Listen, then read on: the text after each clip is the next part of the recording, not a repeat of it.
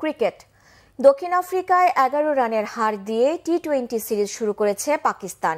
ডারবানে প্রোটিয়াদের 9 উইকেটে করা 184 রানের জবাবে মোহাম্মদ রিজওয়ানদের ইনিংস শেষ হয় 8 উইকেটে 172 রানে।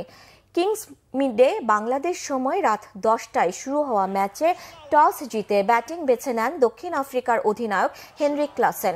শুরুটা ভালো হয়নি স্বাগতিকদের, তবে 28 রানের মধ্যে 3 উইকেট হারানোর পর ডেভিড মিলার 82 রানের ইনিংস খেলে দলকে টেনে নেন। 62 বলে 4টি 4 ও 8টি ছক্কা হাঁকান এই হার্ড হিটার। 14তম ওভারে দলীয় 135 রানে মিলারের বিদায়ের পর জর্জ লিন্ডে 24 বলে 48 করে চ্যালেঞ্জিং স্কোর এনে দেন দলকে। 20 ওভার শেষে 9 উইকেটে 183 রানের সংগ্রহ পায় প্রোটিয়ারা। শাহিন শাহ আফ্রিদি 22, আবরার আহমেদ 37 রান দিয়ে 3টি করে উইকেট নেন।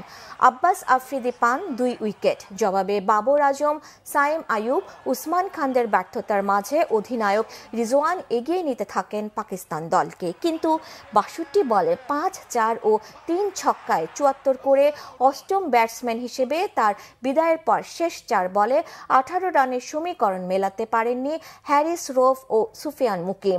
6 রান যোগ করেন তারা। লিন্ডে 21 রানে 4 উইকেট নিয়ে অলরাউন্ড নৈপুণ্যে ম্যাচ সেরা হন।